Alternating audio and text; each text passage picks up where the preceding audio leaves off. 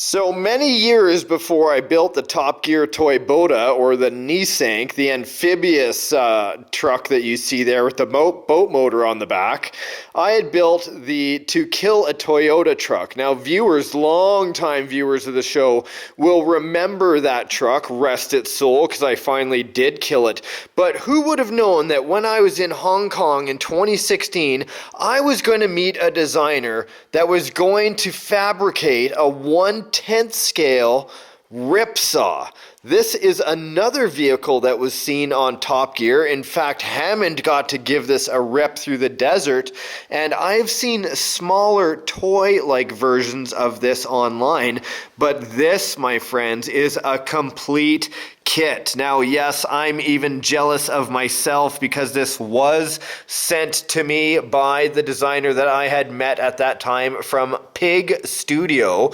I'm actually going to leave a link down in the video description box on YouTube here below where you guys can go and check out pictures and videos and the website and his Facebook, the whole deal, because this whole thing is mostly metal. Look at this. I'm sorry about the fingerprints, guys. It is impossible to get them off. Look at this though. Side doors that fly up on either side. My 1/10 scale driver that I've had for years holding on to the steering wheel that's special made. I'm going to spin this around so you can see. This normally comes as a kit. Now, you guys know I've been building an excavator, and my friend was so excited he wanted to send this out to me here already as an almost ready to run, because he knew the snow was flying. Even though this is an all-terrain vehicle, not just for the snow. I don't really have any mud around here at the moment though, but look at this, guys. Look, I'm excited to see this. I have seen the videos of him making this and how fast this can be. Let's have an open of the back here. Here's the tray, and then underneath the tray, I'm still learning about this myself. I'm going to take out the ESCs that are linked together and the top light, the LED light. 2 ESCs for these 2 brushed motors. Look at this. Belt driven. I love that direct drive. You can bypass the transmission, get right to the speed. Now, the interesting thing about this is today I'm going to have to put in the receiver. I'm going to have to figure out the battery and the ESCs, and then I'll be able to figure out how to mix the controllers on a pistol grip radio so I control how this turns. If anybody is familiar with how a tank moves and turns, normally one track will move on one side while either the other one stops or moves in the opposite direction, and then of course that way it can turn left and right. So that's how I'm going to do that with mixing. You guys are always seeing the coolest and most innovative RCs in the world on RC Adventures. I gotta tell you, I feel lucky to be on the show with you guys. I would appreciate it if you guys smash the like button right now. Show some support for this amazing kit right here. I want to get right to work, so let's do it. Okay, so first thing I gotta do is bind up a 4-channel. Doesn't need to be a 4-channel. That's what I have from my Noble. This is a FlySky NB4. Just going to bind that up. And done. Aha. So I'm going to have to link these ESCs together, and I'll show you what I mean by that. Only one ESC should be powering a receiver. Right? That's how a receiver gets its power, unless you're using a direct BEC, which we've covered before. And if you want to know what a BEC is, all you have to do is search what is a BEC. I'm going to want to remove the red wire because the red wire is the one that actually supplies power to the receiver. So get that? We only need one ESC that has the red wire to power the receiver. So I'm going to remove this one. Okay, so there's this little tiny tooth right in the middle here. That's what actually holds the pin in place. So I've pulled it up, and then that way I can just slide this wire out. A lot of people clip the wire you don't really need to. If you just bend it back and then put a little piece of electrical tape there, in case you ever want to use this ESC in the future for something else, that way you can use it again. Push that little tab back and there, problem solved. Some people will say take out the negative wire as well. You can do that. If you are worried about the negative feedback loop because of that black wire, just make sure it's not touching the post of the red wire, because that's the whole point of this harness. Next, what I'm going to want to do is identify which one of these channels is going to be throttle and which one's going to be steering. In this shot, you can see I've laid out both ESCs where my throttle is going to be the one on the bottom. So it's got all the wires, including the red one, and then the steering, which can be the one on top, which just needs the signal wire. Well, I guess I can't call it a direct drive now that I notice that there is a transmission on the front of this motor. I just don't know what the gear reduction is in there, if any. Now, as my batteries charge in the background, here is an accessory LED light. This comes with this, you know, it's very thin metal. Like, it looks exceptionally heavy for a tank, but it's very thin metal, so it doesn't weigh like too much. Like, it's definitely manageable for somebody like myself. I'm going to go ahead and install the light right behind the bracket here. So here's the ESC, and as you can see, it's got jumpers. Now, I've removed the top jumper, which is giving me immediate forward and reverse. There's no brake involved, okay? And I also have it on a lithium polymer setting for battery, not the nickel metal hydride. So I'm removing this back plate. Here's the light, the LED light up top. I haven't installed it on this side, just this side. This is where the ESC and the receiver are going to sit. Well, two ESCs, and I'm going to run the wires down in the two holes that are on either side. That way I don't have anything down in the tray where I might get water, mud, or whatever. Everything will be protected somewhat up here.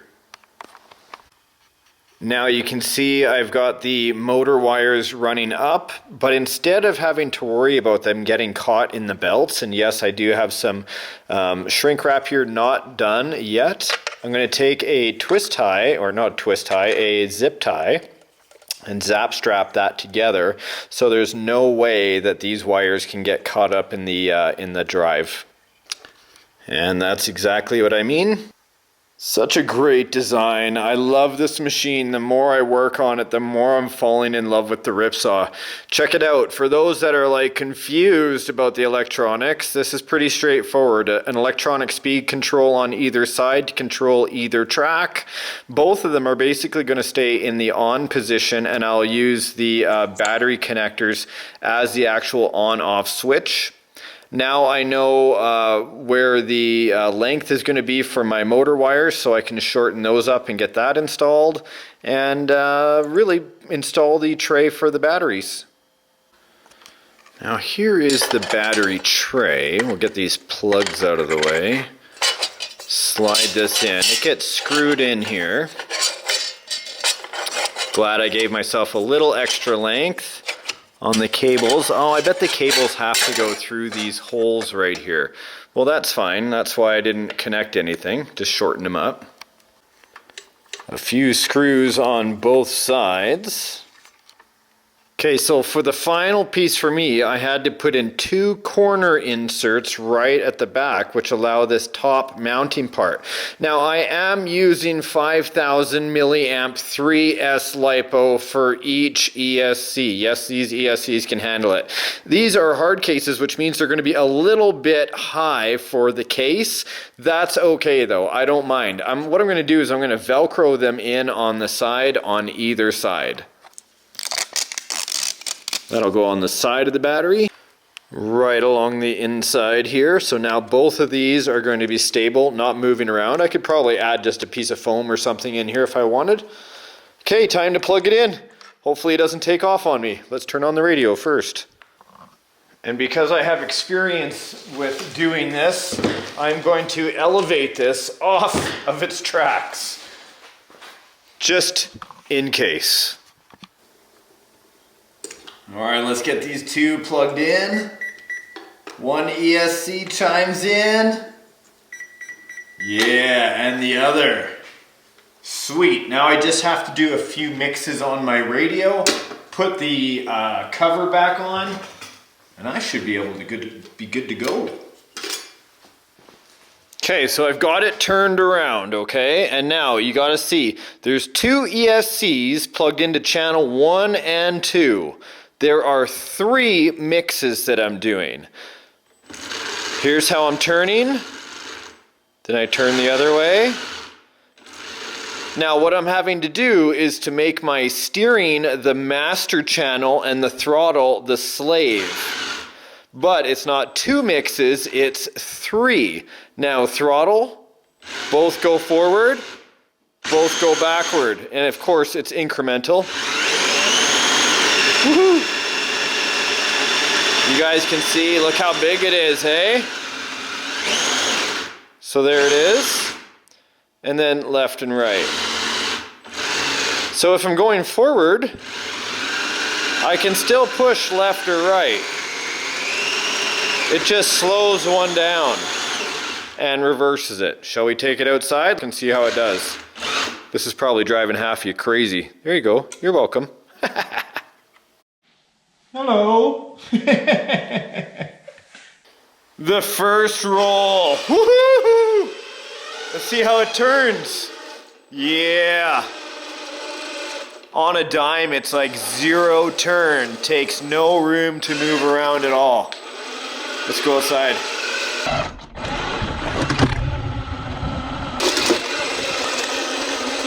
Only minus 15 today, Celsius.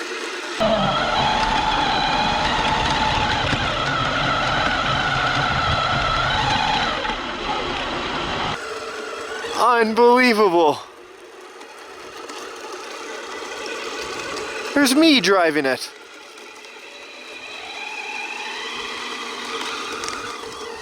For my first round out and about. A little bit on the cold side, to be honest with you guys. Holy cow.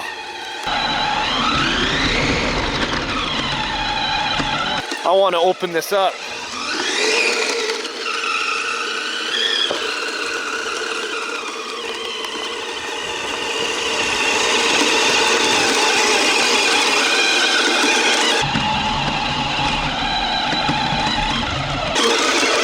Look at the suspension moving. So cool. It's hard to film and drive with one hand when you're driving this tracked machine, but no excuses. You can see I left my receiver antenna out a little bit there just to give her a try. Look at the clearance on this machine. Oh, there goes the GoPro. This is gonna take some finesse to learn how to drive. It's so cold the GoPro didn't even want to stick to it. Look at this. So why it would take finesse to drive is really learn how to throttle control as well as turn at the same time, even though they're individually controlled. Now normally I would use something called a saber tooth, which is like a robot track controller. But I'll tell you, learning how to mix 2 ESCs to work together, that is another feather in my RC expert cap. Like, wow, whoa, way too close. What an amazing looking machine. Okay, so there are some shots that I just cannot get without the help of my lovely wife, Jem, in the background. How's it going, babe? Let's take this thing out to the field and see what it can really do. Let's go, Mini-Me.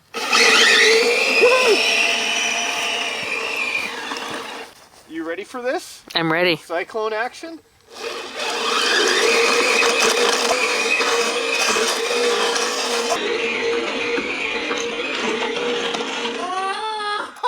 I blew a track right off. That'll be worth it in slow-mo. Okay, so since this already came to me put together, let's look at the inside track. Because we're all probably wondering over time if it's going to stretch out. But that's pretty gnarly. Like, that's got a lot of bite on it. And yeah, I was doing cyclones on the rocks and dirt. What do I expect at high speed? So this is interesting as I go to put this on. Look at this. This wheel actually has a retraction system which allows me to put the tread on easier. So it's a tensioning system which answers if the track starts to stretch out at all. Can you add extra tension? Yep. And 3, 2, 1, let's do it. Look at it ripping. Woohoo! Look at that, that's full speed on 3S right there. With those brushed motors, look at it, beautiful though. Woohoo!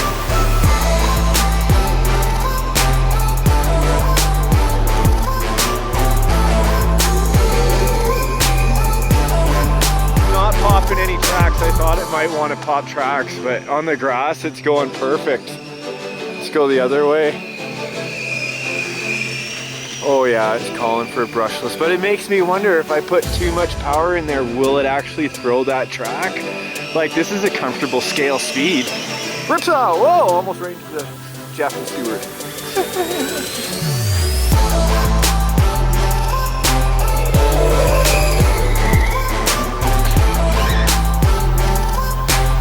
Yeah, baby, come on, right through the snow. Woohoo! What a little monster.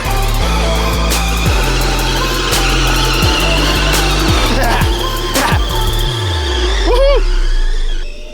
Woohoo! Oh, I popped my track again. Aha! Right here. Well, it's pretty cold out. Everything is getting pretty tensed up, but probably what it needs is some adjustment for sure, right? Because I haven't adjusted this at all. I just kind of got it out of the box and let it rip. There it goes. Pig Studios, right there. The RipSaw. Another Top Gear rig. Glad to be able to showcase it for you guys here. Look how snowy it is now. I'm gonna go thaw it out. Speaking of which, I can barely feel my fingers. Until next time, guys. Go outside and have some fun with RC. You know I always do. Bye for now. Woohoo! Look at that little ripper go.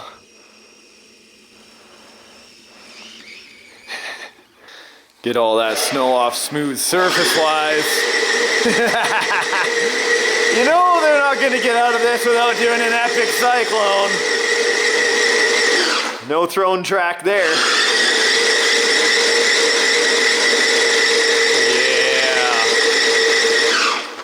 Yeah. What a machine.